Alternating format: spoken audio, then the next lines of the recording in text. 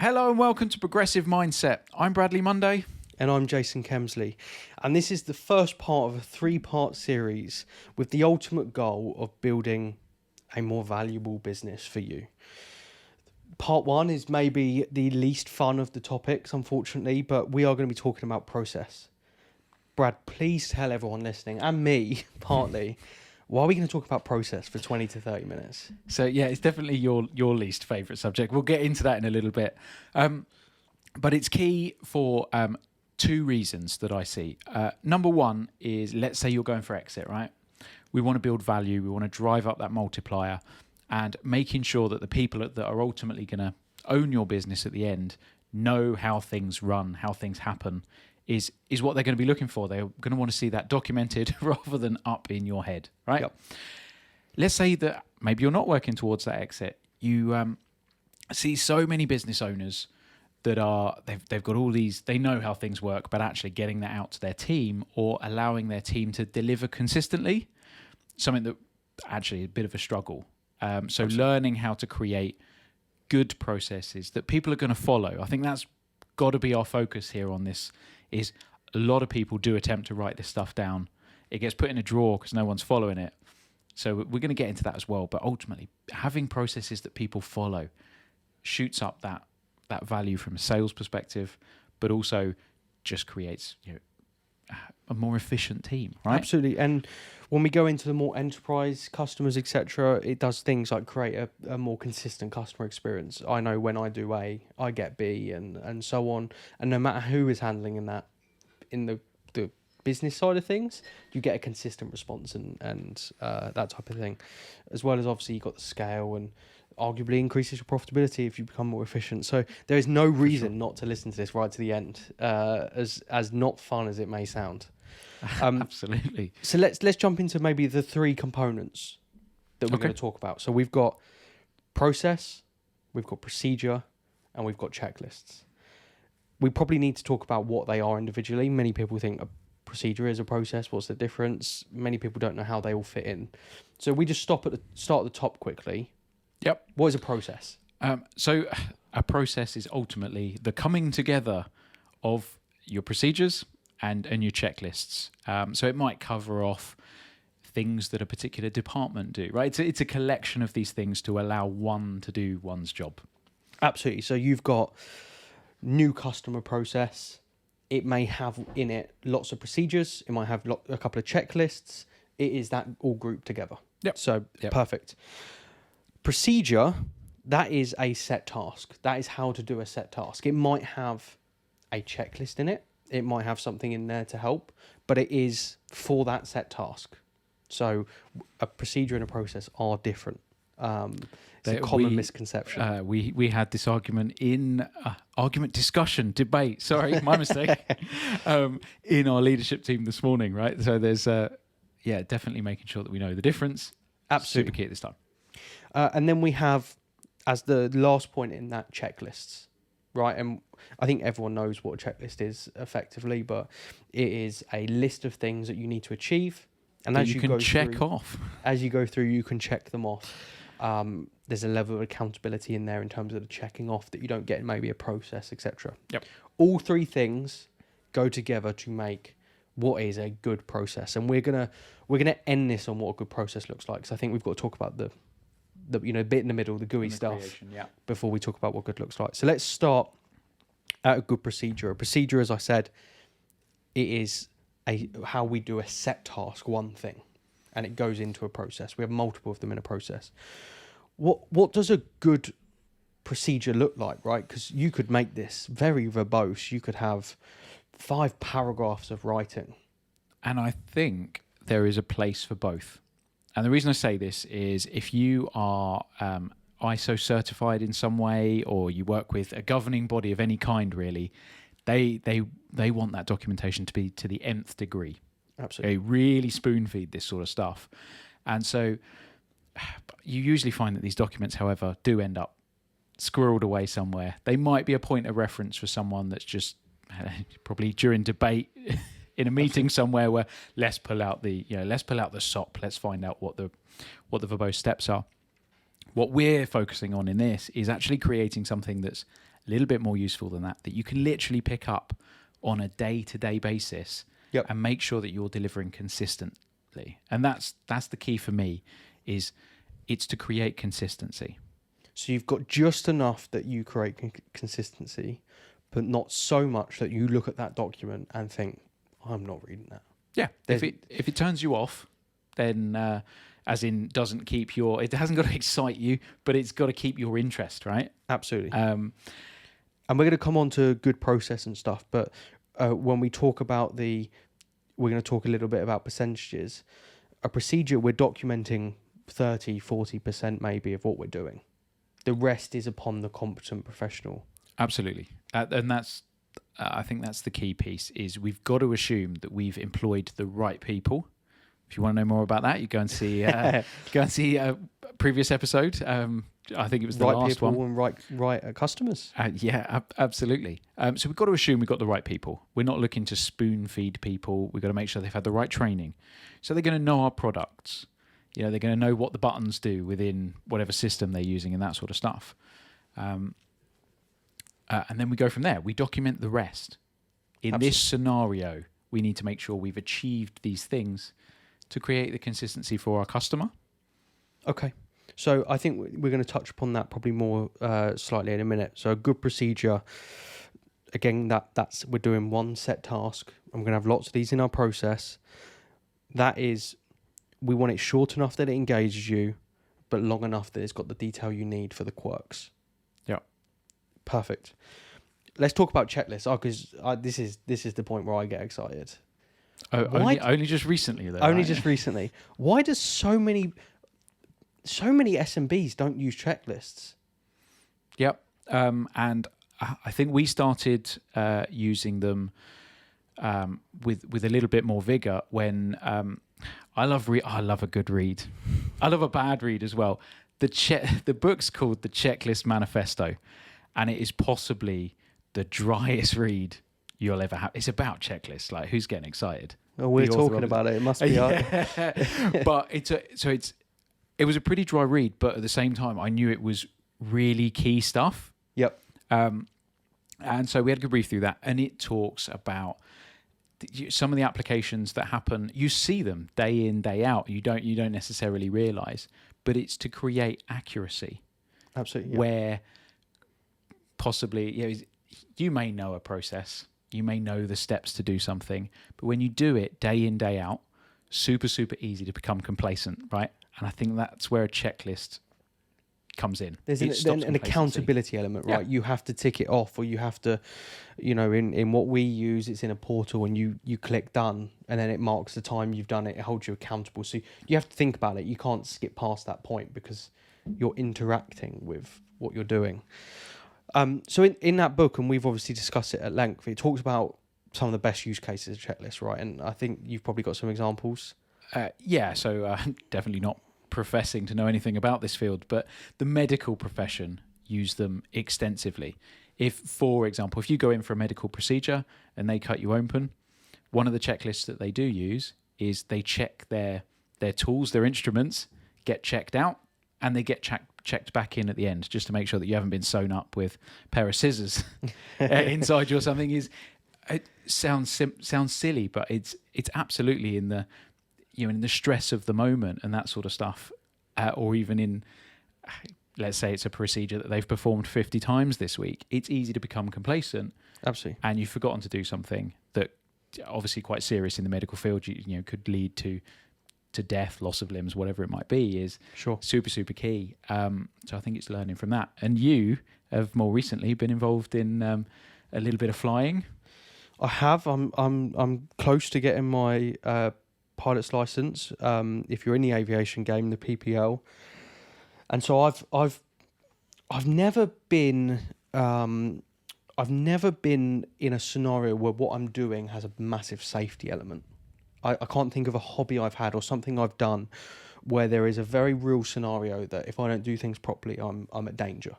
And it was the minute I started learning to fly that I realised the importance of checklists. And I think that's, let hopefully this podcast episode be the lesson for you, so you can start harnessing them as soon as possible. Mhm. Because I wish I'd realised this when I was 18 and I just got into business. They say it's the possibly most dangerous time in aviation is sort of the 100 hours to 200 hours. You feel like you know it. You've got pretty become comfortable. You get a bit complacent. But you're told in training, no, if I didn't see you read the checklist and read it back to yourself, that's not good enough.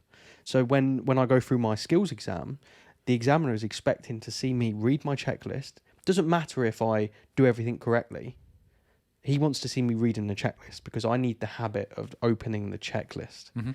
Because that's what creates the accountability, right? And everything, takeoff, landing, performance maneuvers, every single area has a checklist. I check it. I know exactly what's on it just from memory, but I still check it. And it's not until you use them you realise how many things you would have missed. Yeah. It's easy. It's all the little things, right? It's Yeah. not the big things. You're gonna you'll get there, but obviously when you're in the air, you miss the little things, and actually they can have big consequences. Absolutely. That one thing could be I didn't put my wheels down. And it seems so trivial, but that's a very real probability. And there are scenarios in the world where they've accounted errors to not following checklists. I'm just baffled by how few SMBs around the world don't use them or have never investigated using them. And so we're gonna jump into what a good process looks like and stuff, but they are critical. And if you find it difficult to get a process together, or if you find it difficult to get a list of procedures together, start with checklists. Yeah. They're the easiest things to write. You can do it very quickly.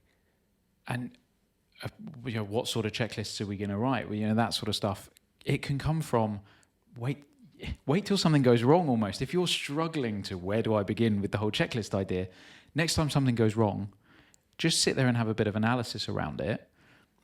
Okay, actually, if we'd have begun to do this step, we'd have actually seen success here. And you can start to build out and use it to rectify problems. It's great to go to a customer and say, hey, Mr. Customer, we did have this mistake, but we've rectified it with... And we're not going to have it again. Because you've got a checklist. Absolutely.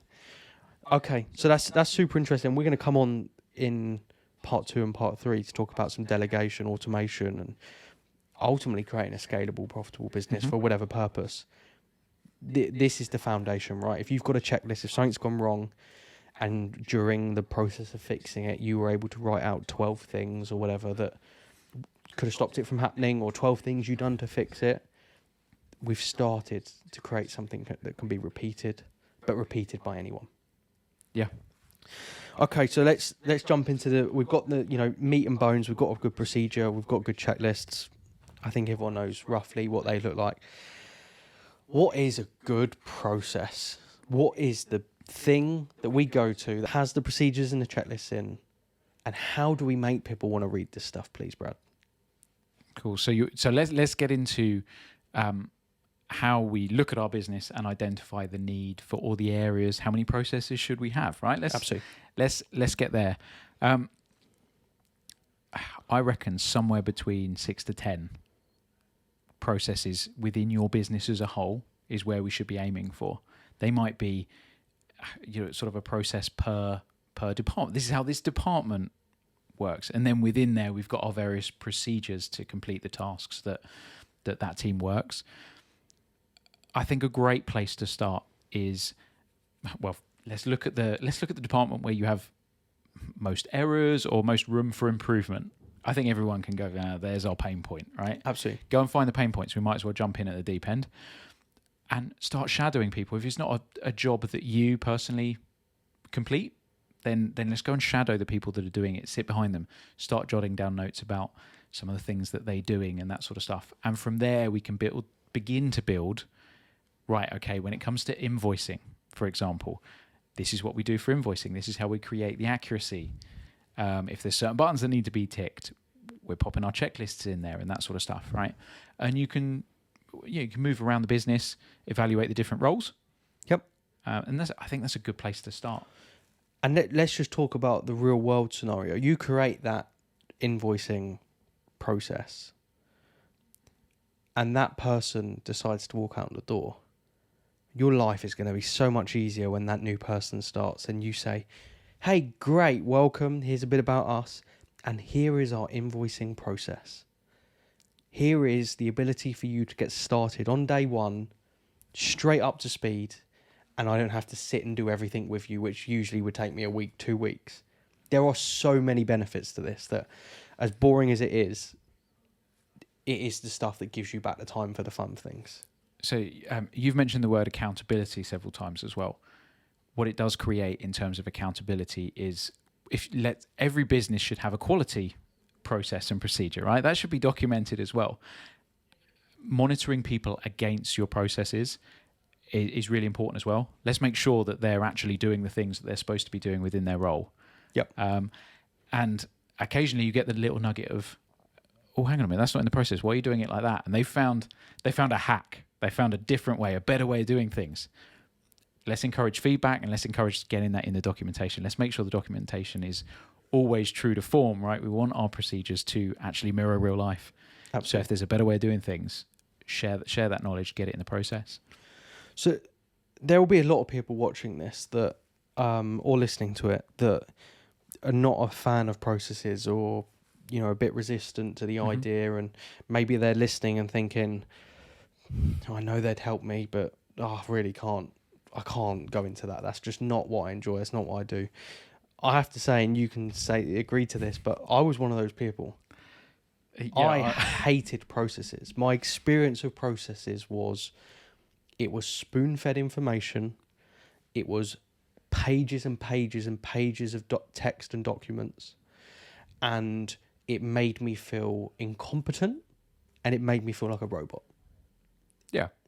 But that's not the real world, right? In SMB world, that's not what a good process is. No, it's not what we're talking about here. What we're talking about is allowing for that freedom of doing the right thing.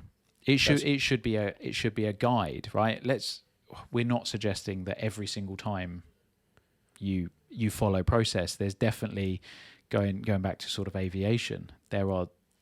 It's not a rule book. It's a guide. You will be able to use your experience along the way to go, yeah, it's what the manual says, but right now, this is what evades death in your scenario. Whereas in business, obviously not quite as serious as that usually, but allowing your people the freedom to go, actually, this is the right thing. We'll probably get on to following your North Star and that sort of stuff. I think we may have touched a little bit about the creation of values and that sort of stuff in a previous podcast, but allow them to use the core values and the North Star in the business. But actually, this is day to day. This is what's supposed to happen. This is what creates consistency for our customer. I think that's the main goal.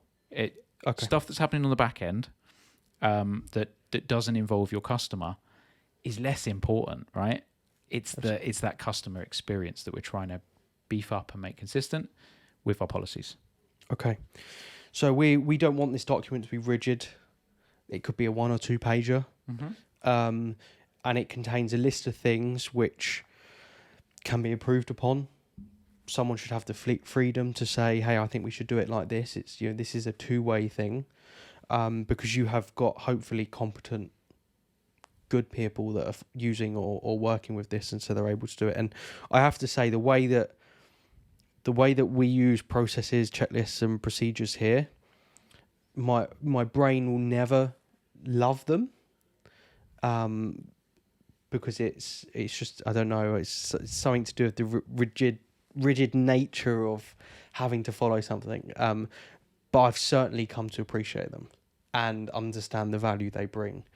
And as I said, I wish, and I hope if someone's listening, I wish I realised this at 18, because I think we could have scaled more. For the things I do, I could have scaled them far quicker, far better, far more consistently, had I knew what I knew now back then. Yeah. Start somewhere. Start somewhere. If you take anything away from this, and you're not going to have all your processes done overnight, start getting something skeleton together so that you can start to see the benefits. I think that's the way with any entrepreneur wants to see what this time, what does this time investment get me? Yep. And I think process and policy is actually something that is a little bit longer term viewing. You don't immediately get gratification and that sort of stuff. So just get something, get the bare bones out there, start to get this out to your team, get people following it, and you can build on from there. Absolutely. And think about it before you listen to delegation and automation, because this is a foundation, right? We're creating a foundation for our skyscraper or whatever it is that we're building. So you've mentioned where we start. We start with picking the most needy or most susceptible area that maybe needs a bit of polishing, or it's the area of your business.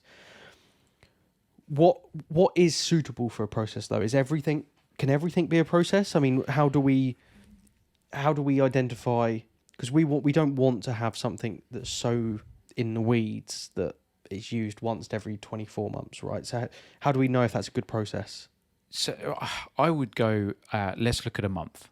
What do we have to repeat within a month period? That's a really good, if you're doing it, as you say, if you're doing it once a year, there probably is value because you've probably forgotten it within, by the time you come back round and you're like, what's going but on it's here? definitely not first. But it's, maybe just scraps of notes for that one. But if it's happening month in, month out, that's a really good place to start. And, I chose the example of invoicing before.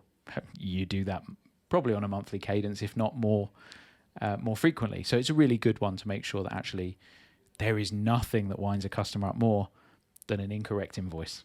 Absolutely, so it's an awesome place to start. Accounting in general, when you're talking to anyone about money, that's what's going to grind the gears if it's not right. So it's an awesome place to start for some processes. It'd be great if we could throw out some ideas, and I've got some to mind, so don't worry if you haven't, just for great process areas. I've got some to mind. New customer. What happens when a new customer comes on? What happens when a leaving customer goes? What does the process look like if a new joiner starts within the business? What's it like if they leave the business? These are all things that are repeated and will create significant value, right? And if you've got a product that you sell and you ship it out, let's go customer service as well. So you've really focused in and around the new stuff. Yep. I'm more of a, hey, let's look after them once they're on board. When someone calls your business, that experience needs to be consistent, regardless of whether the individual is new, they've just joined your team and they're just getting to grips with things, or whether they're a seasoned individual that knows everything. You haven't got to know how to resolve the problem, but ensuring that you're engaging in a consistent manner, that's where these procedures come in. Absolutely.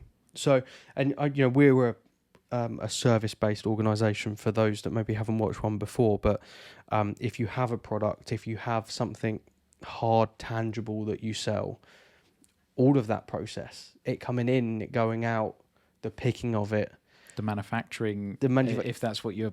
There's sales. There's an element. Even simple things like updating your website. There are tangible areas of this. Now, obviously, you don't want to go and create everything on day one. It doesn't exist.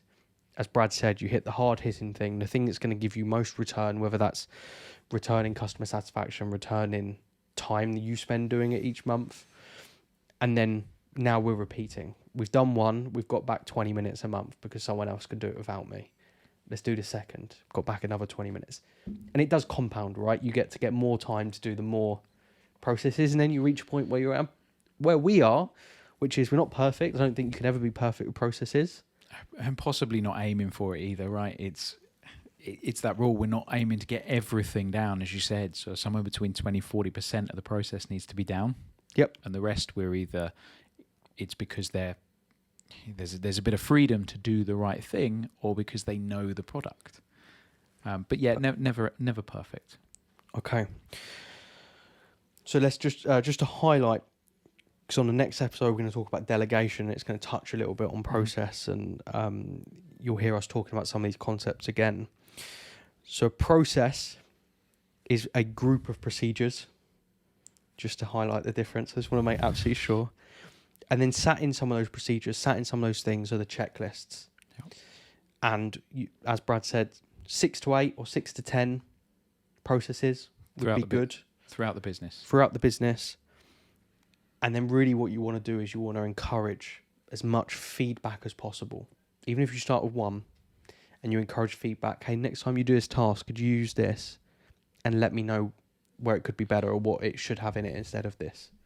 And then when we've got our, I'm going to call it the finished article, but I don't think it's ever finished. Businesses evolve, keep coming back to, but when we've reached that final draft, then we're going to measure people on that. We're going to make sure that when we look at observations, it is what we call them in our business, but they might be quality controls and other things. Use that procedure. If you haven't asked someone to do something in a document like that, how can you then tell them that they did it wrong? Absolutely. When it happens? So it's really useful from that perspective, and so making sure that they're being used, that drives the desire to pick them up and use them as well. Is, hey, if I do everything on here, I'm delivering to the business, right? Absolutely. So I'd use them there as well. Perfect. Well, we got through it. It was processes, and I wasn't sure if it was going to feel like a lifetime that we were talking about it. But join us on the next one when we talk specifically on part 2 about delegation and about how you as a leader can delegate to allow you to go and do the more important things that you maybe want to do. And then we'll jump on with automation at the end. So we'll see you on part 2 for delegation. See you on part 2.